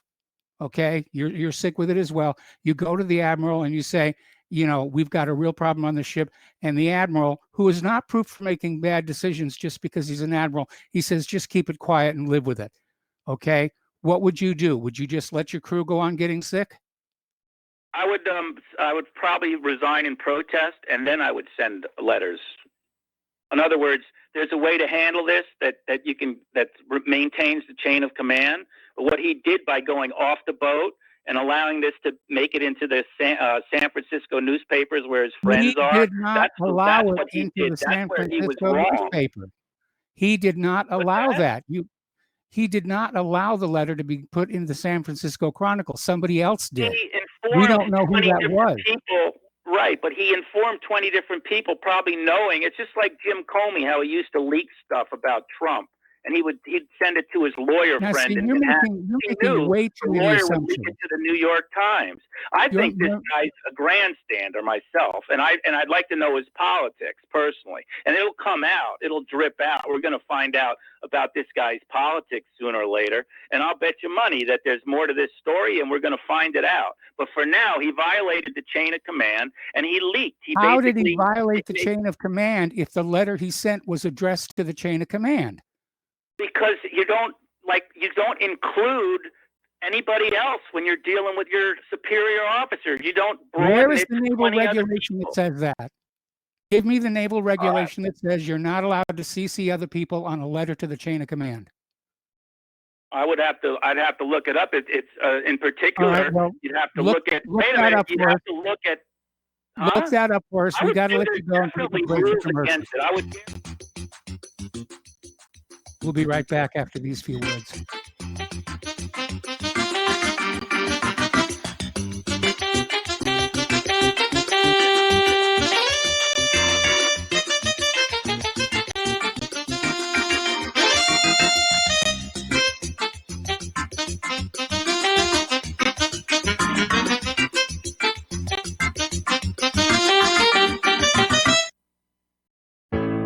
The reviews for Extendivite are amazing. Here are some from Amazon. September 2018. Extendivite works in keeping my blood pressure in the normal range. I've been using Extendivite for many years now. May 2018. Great product. I use regularly and I rarely get sick. March 2018. This product has relieved what appeared to be angina pain in my chest and shortness of breath after climbing stairs. I'm quite happy about it. February 2018. My husband, son, and I have been using this product for a few months now, and we have noticed an improvement in our joints and blood pressure. Tell us your story. Get Extendivite today.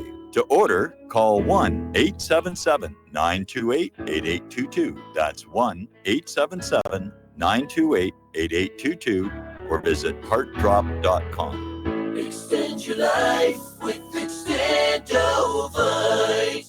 Folks, we're living in a world the likes of which we've never perceived any clearer than we do now. The plan for global governance has been in the works for generations and would have likely been achieved by now, but for the fact that the globalists left open their Achilles heel. With all their tools, Federal Reserve System, fiat currency, no child left behind, and then Common Core education introduced to our schools to dumb us down, vaccines, pharmaceuticals to lobotomize us, GMO foods, insertion of compromised or bought and paid for politicians, judges, mainstream media propaganda, all pieced together like a puzzle designed to ultimately bring the world under submission. But with all their strategy, they forgot one thing: knowledge. And knowledge is power. With knowledge, their bombardment is nullified. Folks, with that, as brilliant and knowledgeable as you've become, among the wisest audience of any radio audience in the world, and you are, I want you to take a moment to reflect and ask yourself, how much of that knowledge did I obtain from Republic Broadcasting Network? How high has my consciousness been raised since I've been a listener? How fast am I now able to discriminate truth from fake news by being a Republic Broadcasting listener? How clear am I now able to see the world since I've been listening to RBN? Ask yourselves those questions, folks. Then ask yourself, what is that knowledge worth to me? Like my morning coffee, how would I survive without it? A voice of truth in a sea of lies. Do we not all need to make sure it survives? Like public broadcasting, we are now finding we can only survive with listener support. Censorship, advertisers being attacked, truth itself being attacked. It's the only way through this. We at Republic Broadcasting humbly ask you to become a supporter. Look at your budget and make a determination of what Republic Broadcasting is worth to you and what you can afford on a monthly basis. Go to republicbroadcasting.org and pledge 20, 30, 40, 50, if possible, 100 a month or more if it's affordable. Click the donate button and become a regular monthly donor. Assure both us and yourself that Republic Broadcasting truth will continue to flow like that morning coffee. The network thanks you. We will not go down in the night without a fight. You can burn up our mosques and our homes and our schools, but our spirit will never die. We will not go down in Gaza tonight. And Aloha America, welcome back to the show here. And we're already getting emails about Joe's phone call. One says the captain must have always been sending such messages to all the CCs.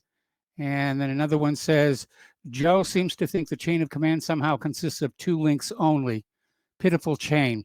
We also have callers who apparently want to follow up on that subject, and let's try and get down to them as quickly as we can. Kelly in Austin. Hello, Kelly. Welcome to the show. What's on your mind? Hi there. Well, I didn't call about Joe's call, but I'm going to make a comment anyway about that. In the many cases in which I've worked as an expert witness in oil and gas cases, I've worked with law firms, and we've always had a strict chain of command. And anytime I communicated with the law firm, I always communicated strictly according to what was specified. And if I had sent an email to the chief attorney and CC'd anybody else outside of that, I'm toast. And so, while I understand that perhaps the captain might have had his concerns, he should have played out his options and then either resigned his commission and reported it elsewhere. But there are consequences for breaking a chain of command. People who are not included or shouldn't be included in the chain of command have no business receiving communications. Now, I'm not speaking for somebody who's ever worked in the military. I've not been in the military, but I think I understand what's at play here.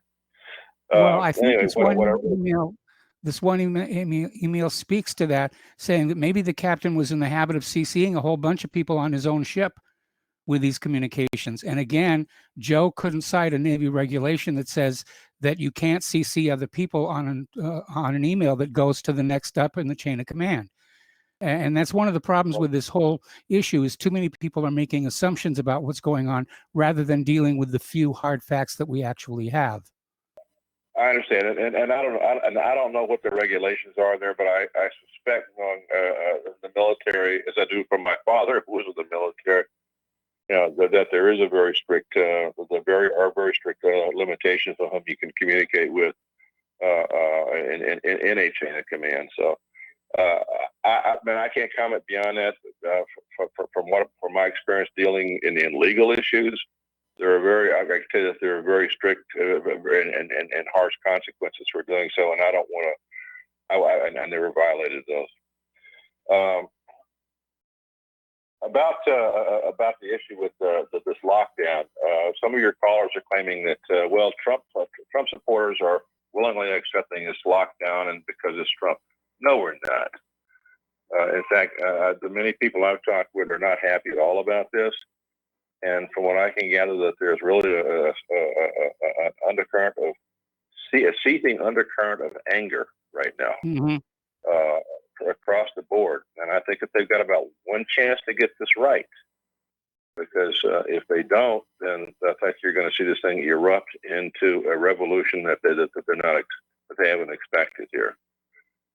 I'm not happy about this. My other friends who are Trump supporters are not happy about this. We're sitting back and we're waiting and we're watching.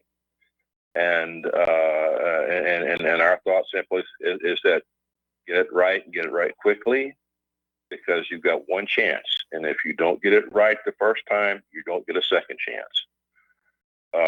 And I think that the people who are calling the shots here think that they're going to drag this out on the one hand, or on the other hand, let us all go back to life as usual and then come back later and claim, well, we need to do this again. They're wrong, because that's when you'll find politicians hanging from lampposts. We're tired of this stuff. I think we've been measured by these deep staters to find out how much tyranny we will accept. And they're watching us to find out who in this population is willing and able to put up with this nonsense. And I think that they've miscalculated, because as I said, there's an undercurrent of anger that they've not counted on, and if they think that they're going to tamp this down with more and more orders to extend this another 2 weeks, or to come back later on and say, well, we need to do this again. They're wrong. It won't work.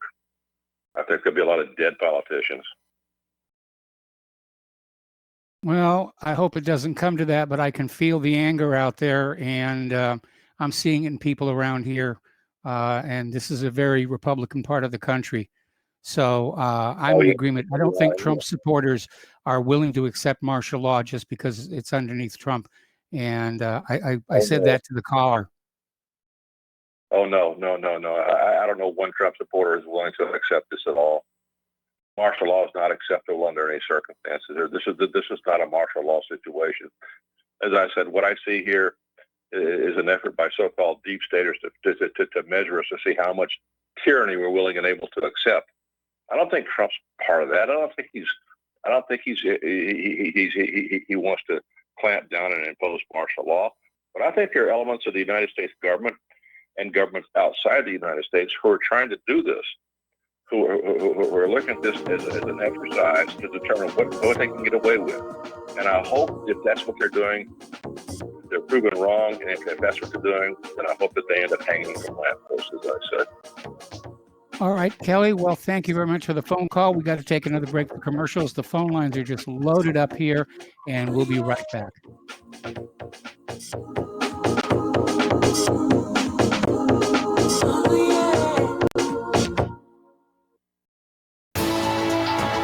You are tuned in to the Republic Broadcasting Network. Visit our website by going to republicbroadcasting.org.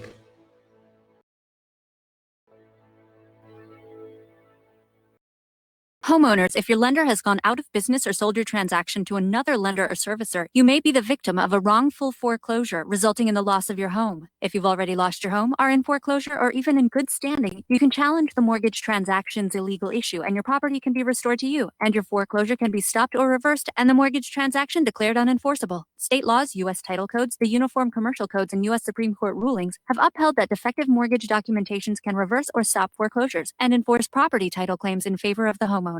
We are having successes in stopping the process of foreclosure, the enforcement of the foreclosure judgments, the sale of property, and evictions after the sale. We are not attorneys, and we don't give legal advice. We are a professional team of legal researchers, providing forensic mortgage audits and expert witnesses. We have the knowledge to produce the evidence and enforce laws regarding your legal issues. We've been in business for 12 years without a complaint. Consultations are free, and we provide a free title search to confirm if your mortgage has legal defects. Please call 855-253-3748. 855, the number 2, keep it today.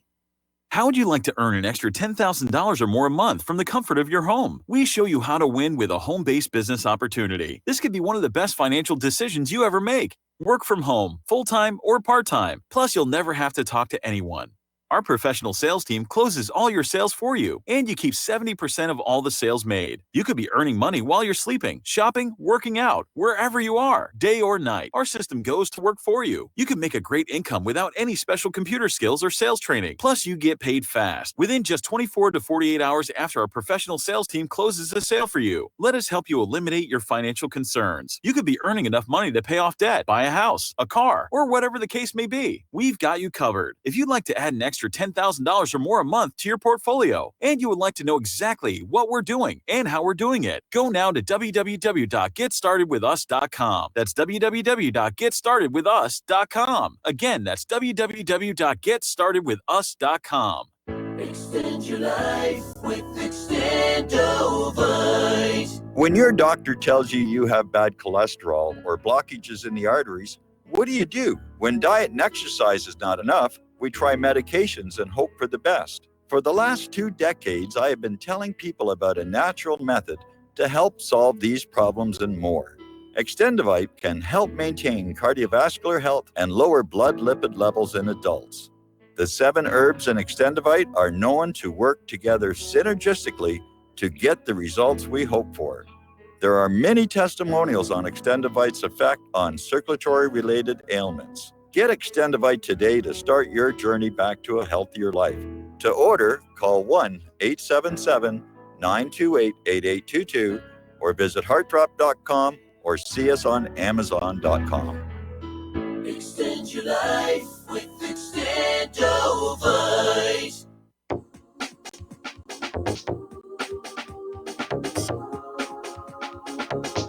What really happened with your host, Mike Rivero. Visit us online at whatreallyhappened.com. Here is your host, Michael Rivero. And aloha, America. Welcome back to our show here. We're still getting emails about Joe's phone call. And says, if a captain sees an iceberg, should he not CC to all the other captains with ships near his, or should he only send it to the admiral? Good point. Let's see. I can't believe how absolutely belligerent and overpoweringly pushy and domineering that caller Joe has been over this whole captain chain of command story lately.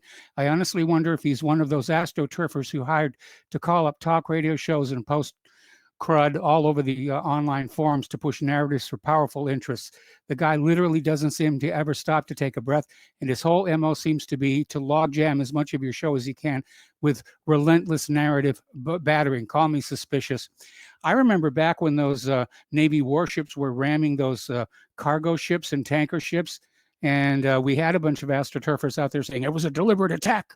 they took these, multi-million-dollar ships with their multi-million-dollar cargoes, and they deliberately rammed the Navy ships. And of course, it turned out the exact opposite was true. So yeah, there's a lot of astroturfing on behalf of the United States Navy. Back to the phones here. We're going to go to Paul in New Jersey. Aloha, Paul. Welcome to the show. What's on your mind? Hello, Michael. Michael, I'm going to indict the Patriot Right conspiracy theorists out there because I think they're so enamored with Trump.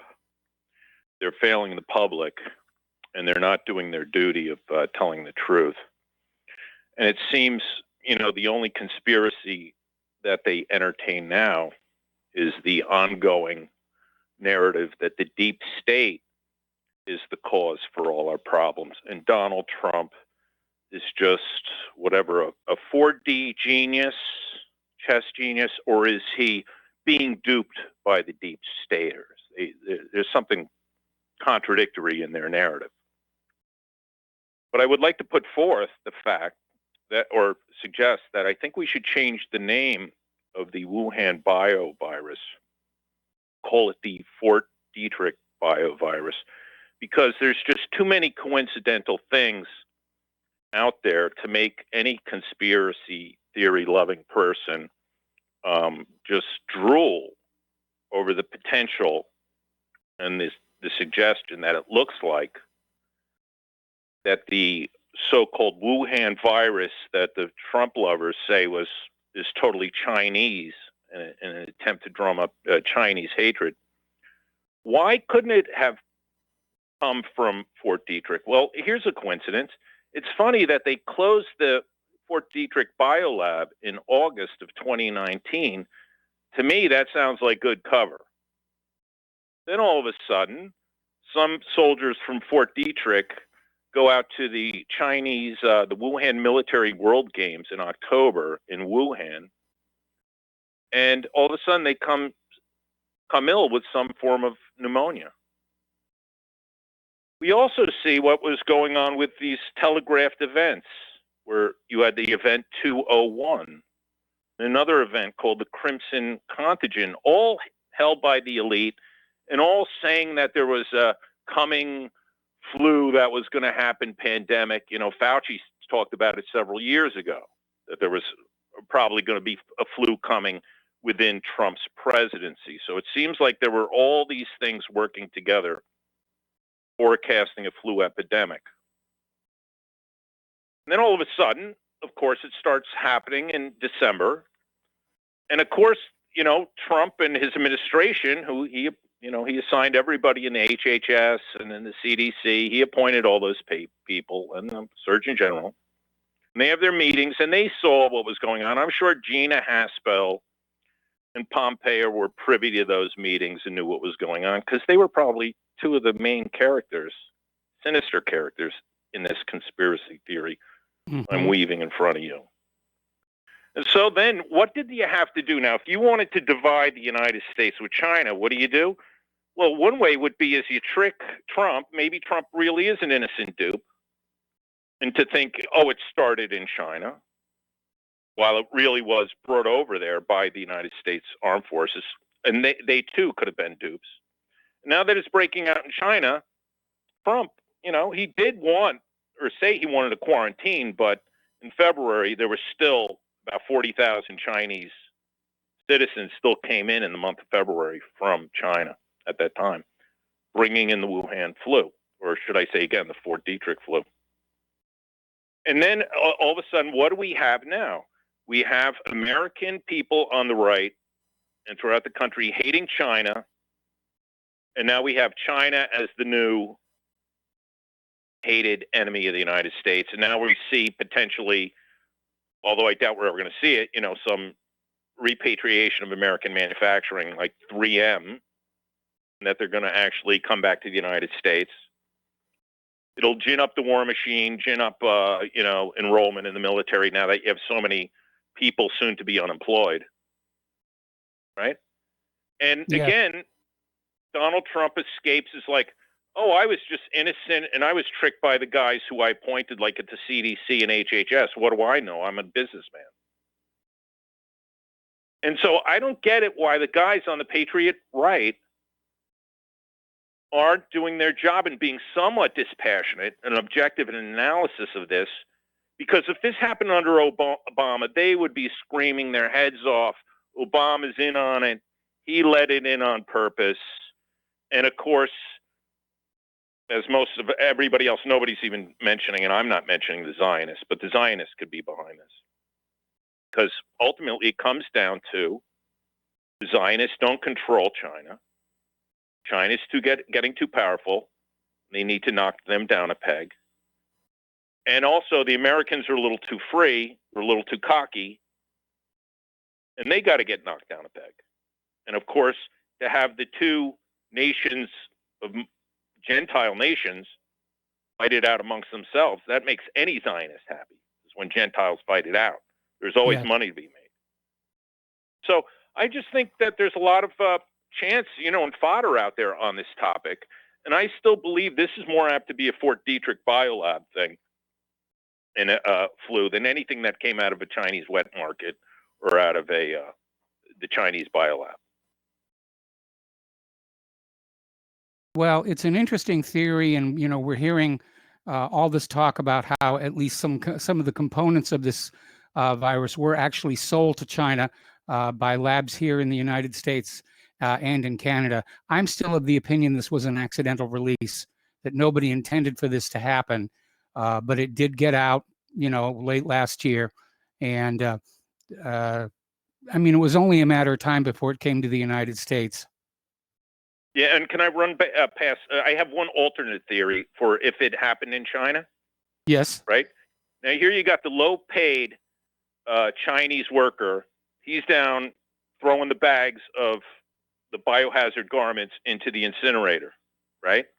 Yes. One of the bags breaks open, and out pops a really nice glove, right? Then he looks a little further. Oh, that's a really nice set of glove. I'm not going to throw that in the incinerator. I'm going to take them home and sell it at the market. Right? Well, that's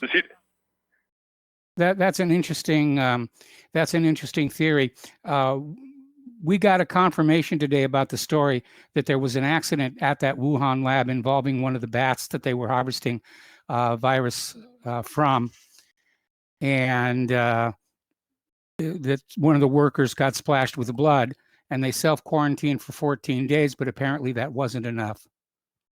But it seems like the very fact that we closed down Fort Detrick Biolab tells you something, that this is not as though it only happens in China, No, it doesn't only happen in China, and the United States has got bioweapons labs literally all over the world.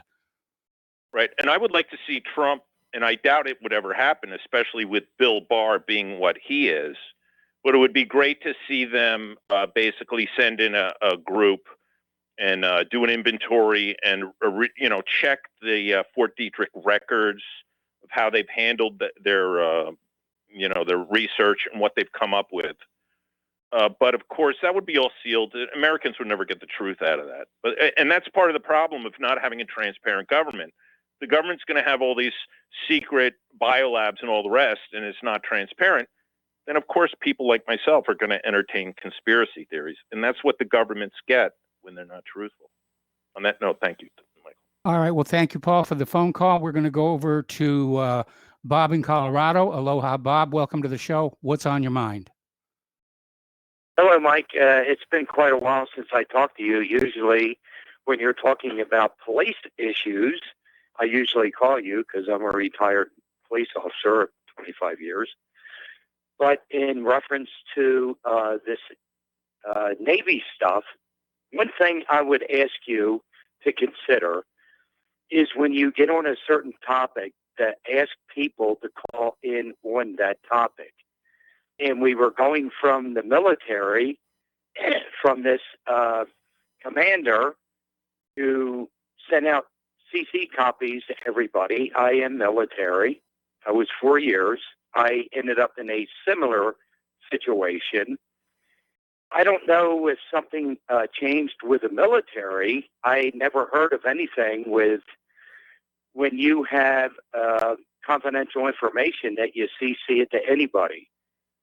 And it should have been up to the admiral, if he had an admiral on board, to CC that to anybody who should have been CC'd to. But in that same scenario, which I was in, I was in a situation where I was trying to get something situated on our Coast Guard base, and we had a majority that voted that we needed to have a place to go and have drinks and stuff, and the captain of the base said absolutely not. So what did I do? And of course, all my when you get evaluated, all my evaluations were always like 38, 39, 40. And I went to the admiral of the 8th Coast Guard District, and he got a hold of the captain and said we had every right. And of course, it came down on me. So maybe he went to the admiral, told him what was going on. He said, "Don't worry about it," and that's when he CC'd it. So I don't know. We don't know. We don't see the records. But before we judge anybody, I think there might have been a situation where he tried, it didn't work, so he figured, you know what, screw this. And that's why all the sailors got behind him. It's only a thought, Mike, and I'll listen to you off air. Well, you know, the gentleman who sent it, or the person who sent in the one about the iceberg, raises a point. What if, and again, I don't like to get into hypotheticals here because everybody's guessing about this stuff, but what if the CCs on this letter were other ship captains within the Navy, and this captain was sounding the alarm? Hey, there's something on our ships that are making people sick. Be on the lookout for it. Inform your medical officer. And again, we don't know who leaked this to the San Francisco Chronicle.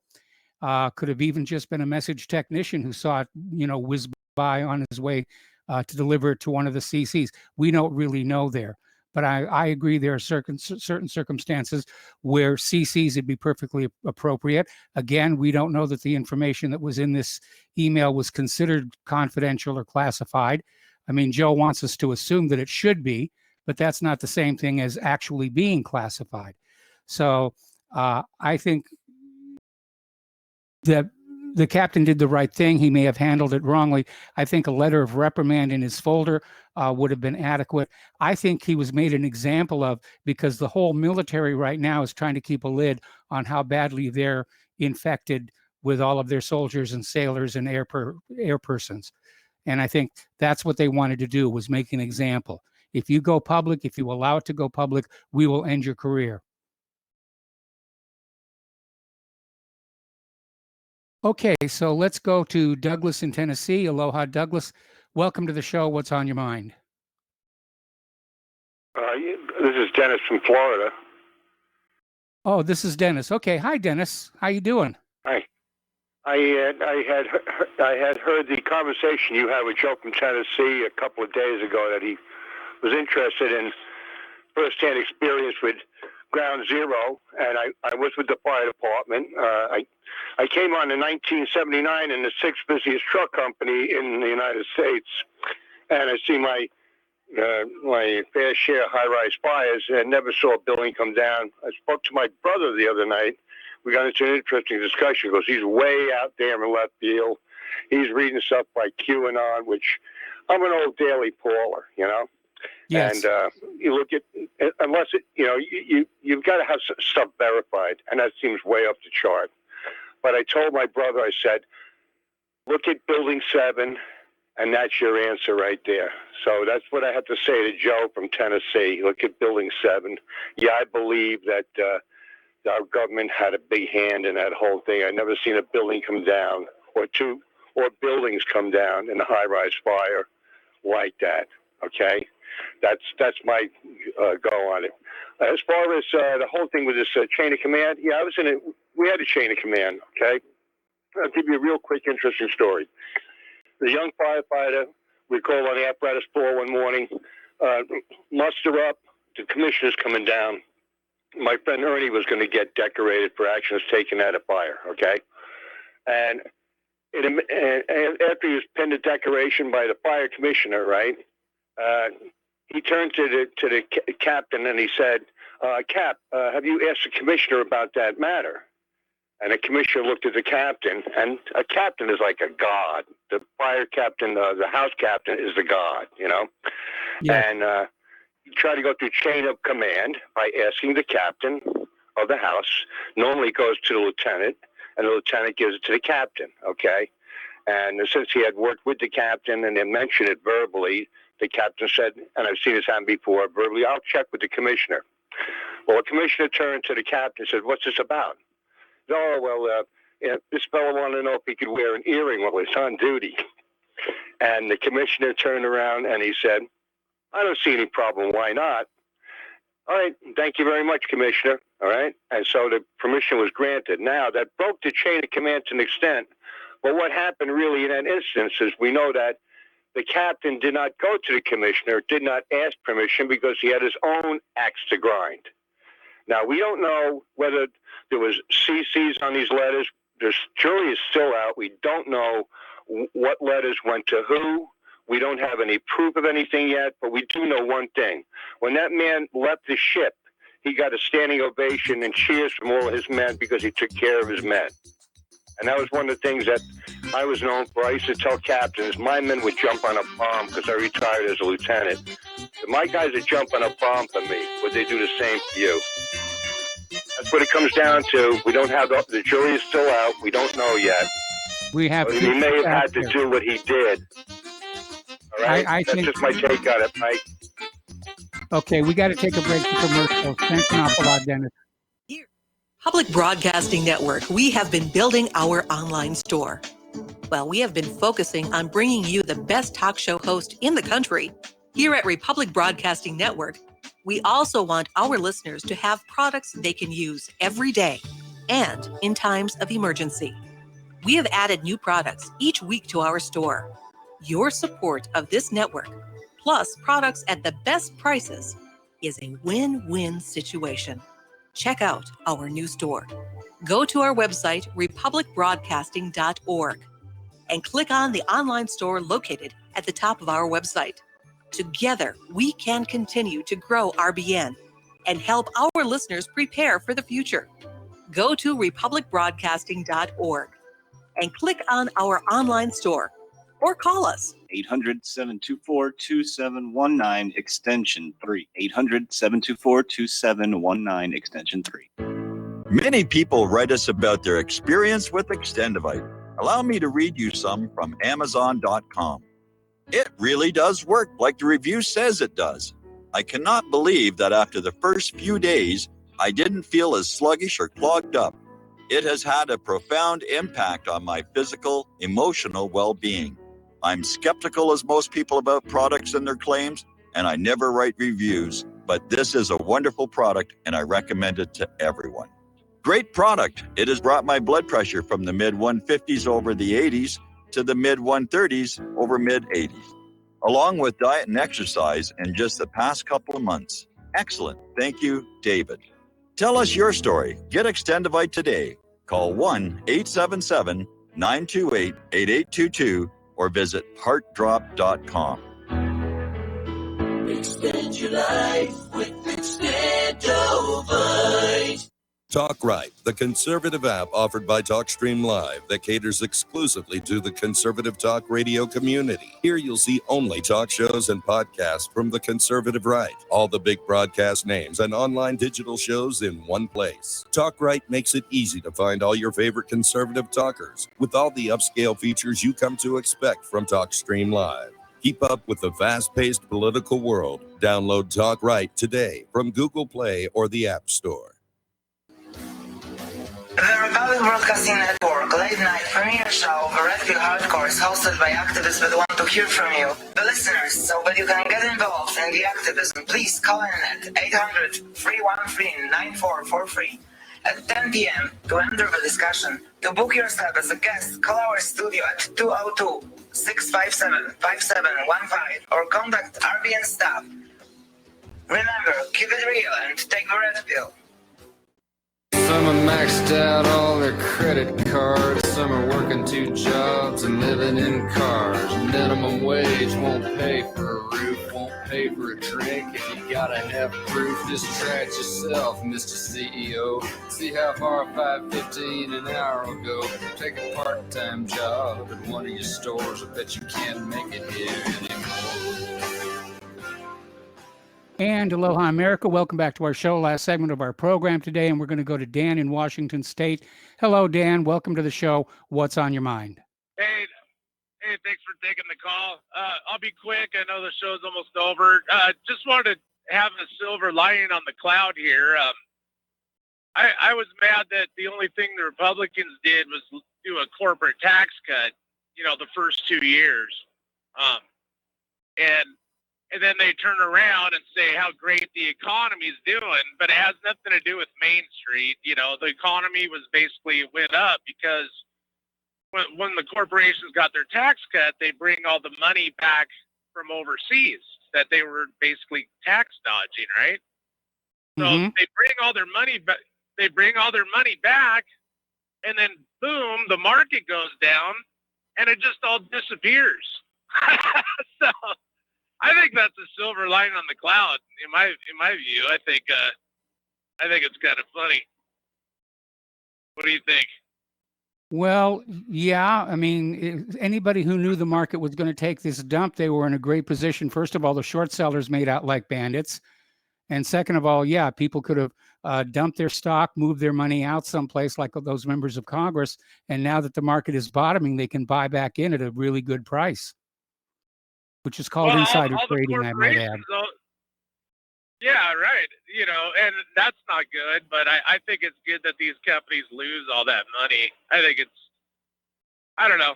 I think it's a silver lining. I kind of want to see the market just implode. I don't think it has much to do with Main Street anymore. And the 401k scheme, hopefully this will teach people, but it won't. People are dumb, so I don't feel bad if people lose their part of their 401k. But I think it's a silver lining, so that they bring it back and then it all just disappears right there. So anyway, that's all I had. Thank you. All right, thanks, Dan. We're going to let you go. Somebody just mailed me the military chain of command definition from Wikipedia. And it says, in general, military personnel give orders only to those directly below them in the chain of command and receive orders only from those directly above them. A service member who has difficulty executing a duty or order and appeals for relief directly to an officer above his immediate commander in the chain of command is likely to be disciplined for not respecting the chain of command. Similarly, an officer is usually expected to give orders only to his or her direct subordinates, even if only to pass an order down to another service member lower in the chain of command than said subordinate. Well, this all seems tied up with the giving and receiving of commands. And this email sent by Captain Crozier was an information message saying, we have illnesses on board the ship. What are we going to do about it? So chain of command, as I read this Wikipedia definition, chain of command has to do with the passing of commands back and forth. And it does make sense, and I do agree with it. But again, there's nothing in here that says the passing of information has to follow the chain of command itself. In any event, Captain Crozier's immediate supervisor was the admiral. He didn't go above the admiral. He just CC'd a bunch of people. And for all we know, they're people he CC'd on a regular basis for the passing of information related to the running of the ship. Okay, there's the music. Time for me to get out of here and get something useful done with the rest of the day. Stay tuned for John Stedmiller. I'm sure he's got lots of information. Please spread the word of RBN. Please spread the word of whatreallyhappened.com. Please donate. We really need your help. And we'll be back tomorrow. Aloha, America.